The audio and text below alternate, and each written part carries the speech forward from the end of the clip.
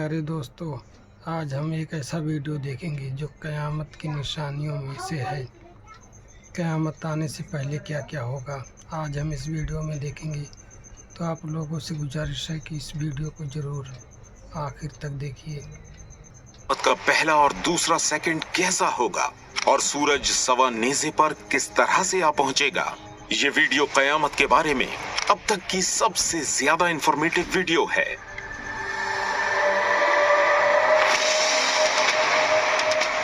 क़यामत एक ऐसा हौलनाक दिन जिस पर हर मुसलमान का ईमान है। ये एक ऐसा दिन होगा जब ये दुनिया अपने अंजाम को पहुंच जाएगी और यहाँ मौजूद हर चीज फना हो जाएगी। लेकिन ये क़यामत कब और कैसे आएगी, इस सवाल का जवाब जानने के लिए हर कोई बेचैन रहता है। आज वैज्ञानिक भी इस बात को मानते हैं कि एक न एक दिन क़यामत इस दुनिया पर जाहिर होगी, जिसके नतीजे में इस दुनिया का खात्मा हो जाएगा। लेकिन नाजरीन, क़यामत किस तरह आएगी, इसके कॉन्सेप्ट को जानने के लिए वैज्ञानिक कई अरसे से रिसर्च कर रहे हैं। लेकिन लाख कोशिशों के बाद भी हम इंसान ये नहीं जान सके और नहीं जान पाए हैं कि क़यामत कब और किस तरह कायम होगी। क्योंकि क़यामत कब और कैसे आएगी, इसका इल्म सिवाय अल्लाह के किसी को नहीं है। क़यामत की जानकारी को अल्लाह ने सिर्फ खुद तक ही महदूद रखा है। लेकिन कुरान और हदीस में हमें कई सारी ऐसी निशानियां बताई गई हैं जिससे हमें पता चलता है कि क़यामत किस तरह रूनुमा होगी। दोस्तों, कुरान मजीद में बताया गया है कि क़यामत का आवाज एक सूर फूकने से होगा। इस सूर की आवाज इतनी ज्यादा तेज होगी कि हमारे दिमाग फट जाएंगे। यानी कि ये खतरनाक आवाज हवा की लहरों के साथ बहती हुई हर जानदार के कानों में दाखिल होगी और इसकी शिद्दत इतनी ज्यादा होगी कि इसे हम बर्दाश्त नहीं कर पाएंगे। और जैसे जैसे ये आवाज तेज होती जाएगी, वैसे वैसे हमारी इस दुनिया में मौजूद हर चीज रेजा रेजा हो जाएगी। और जब ये आवाज 100% हो जाएगी तो सिर्फ हमारी ये दुनिया ही नहीं बल्कि पूरी कायनात ही खत्म हो जाएगी।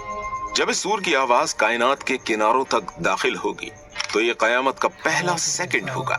इसके बाद क्या होगा, इस बात को अच्छी तरह से जानने के लिए हमें कायनात और इसके कॉन्सेप्ट को अच्छी तरह से समझना होगा। नाजरीन, जैसे कि कुरान मजीद में बताया गया है कि सूर फूका जाएगा और फूकने का ताल्लुक हमारी सांस से है। जैसे कि आप और हम फूक मारते हैं तो उस वक्त हम पहले सांस को अंदर खींचते हैं और फिर बाहर छोड़ते हैं। इसी तरह हमारी ये कायनात भी एक वैक्यूम है और हमारी दुनिया के चारों तरफ मौजूद ओजोन लेयर इस दुनिया में मौजूद हर चीज को प्रोटेक्ट करने के लिए बनाई गई है। और अब हमारी ओजोन लेयर धीरे धीरे खराब होती जा रही है, यानी कि इसमें कई सारे सुराख हो चुके हैं। यानी कि जब ये ओजोन लेयर पूरी तरह खत्म हो जाएगी तो हमारी जमीन के अंदर मौजूद हवाएं तेजी से बाहर निकलना शुरू हो जाएंगी। जिस तरह गुब्बारे के फूलने पर उसके अंदर से हवा बाहर निकलती है और गुब्बारा पलक झपकते ही पिचक जाता है। और ऐसा ही कुछ कुरान मजीद में भी बयान किया गया है कि सूर फूकने पर दिमाग फट जाएंगे। क्योंकि दोस्तों, उस वक्त दुनिया में मौजूद हर चीज को कायनात का ये वैक्यूम इस तरह खींचेगा जैसे कि गुब्बारे से हवा बाहर निकलती है। और तब इस सूरज की शिद्दत इतनी ज्यादा होगी कि कायनात पलक झपकते ही एक धमाके के साथ फटकर तबाह हो जाएगी। इसके अलावा ये भी बताया जाता है कि क़यामत के जाहिर होने पर हमारी दुनिया में जितना भी पानी मौजूद है वो खत्म हो जाएगा। वैज्ञानिक काफी वक्त से इस सवाल का जवाब जानने में लगे हुए हैं कि आखिर किस तरह से हमारी जमीन का मुकम्मल पानी अचानक गायब हो सकता है। तो नाजरीन, इसका जवाब बहुत ही आसान है। जैसा कि हम जानते हैं कि हाइड्रोजन और ऑक्सीजन से मिलकर पानी बनता है, और अगर हम पानी के इन दोनों मॉलिक्यूल्स को अलग कर देते हैं तो ये पानी भी खत्म हो जाएगा। क़यामत के दिन कुछ ऐसा ही होगा जब पानी के दोनों मॉलिक्यूल एक दूसरे से अलग हो जाएंगे और हमारी जमीन पर जितना भी पानी मौजूद है ये अचानक से गायब हो जाएगा। इसी तरह नाजरीन, एक हदीस में ये भी बताया गया है कि क़यामत के रोज पहाड़ रुई की तरह हवा में उड़ने लगेंगे। और ये इस तरह से होगा कि जब ओजोन लेयर हमारी पृथ्वी से खत्म हो जाएगी तब कायनात और वैक्यूम हवा को बाहर खींच लेगा और इसके बाद पानी भी खत्म हो जाएगा। और जब जमीन के अंदर से ये सभी चीजें खत्म हो चुकी होंगी तो जमीन की ग्रेविटी भी नहीं बचेगी, जिसकी वजह से पहाड़ हल्के होकर हवा में उड़ने लगेंगे। जैसा कि कुरान मजीद में इरशाद फरमाया गया है कि पहाड़ रुई के गालों की तरह हवा में उड़ते हुए दिखाई देंगे। अगर हम अपनी इस जमीन से बाहर की बात करें तो हमारी कायनात में हर चीज, हर सितारा एक दूसरे से अपनी अपनी ग्रेविटी की वजह से बंधा हुआ है, जिसकी वजह से हमारी इस कायनात में बैलेंस बना हुआ है और हमें साइंस बताती है कि अगर इन इतने प्लैनेट्स और सितारों में से कोई भी अपनी जगह से सिर्फ 5 डिग्री ही मूव होता है तो कायनात की हर चीज एक दूसरे से टकराना शुरू हो जाएगी और यही कायनात के खात्मे का दूसरा सेकंड होगा, जिसके बाद कायनात में मौजूद हर चीज खत्म हो जाएगी। नाजरीन, साइंसदानों का मानना है कि शायद चांद पर भी कभी ओजोन लेयर हुआ करती थी और शायद चांद पर भी कभी पानी था और यहाँ भी जिंदगी का आगाज हुआ था, लेकिन फिर कुछ ऐसा हुआ जिसकी वजह से चांद पर कयामत जाहिर हो गई।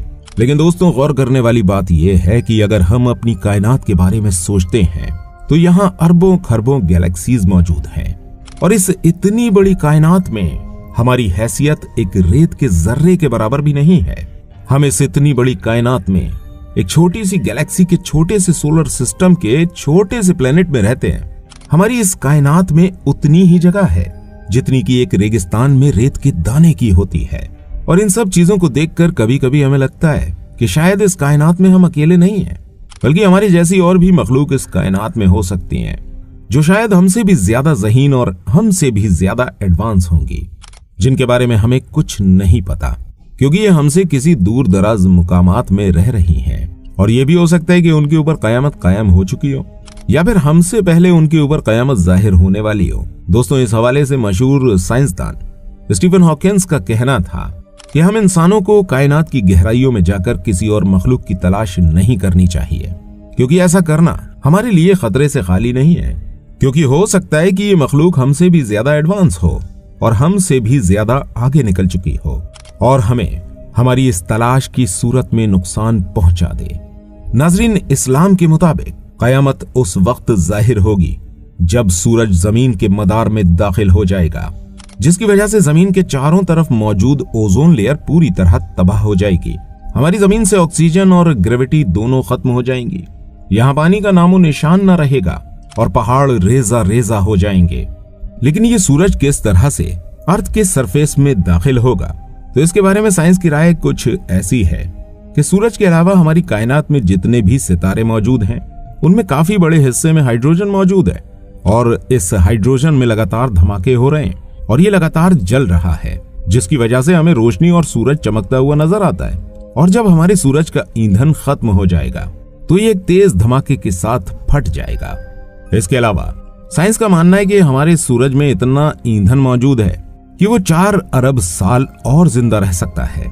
और जब ये हाइड्रोजन खत्म होगा तो सूरज का मरकज यानी सेंटर अपने दबाव के तहत सिकुड़ेगा और इसका टेम्परेचर बहुत ज्यादा बढ़ जाएगा, जिसकी वजह से जोरदार धमाका होगा और सूरज की बाहरी सतह फूल जाएगी। सूरज की इस हालत को साइंस की जबान में रेड जाइंट बताया जाता है। इसके बाद सूरज फूलकर जमीन के इस कदर करीब आ जाएगा कि जमीन का टेम्परेचर बेतहाशा बढ़ जाएगा, जिसकी वजह से हमारी जमीन पर मौजूद सभी जानदार जलकर तबाह हो जाएंगे और चारों तरफ कयामत का आलम होगा।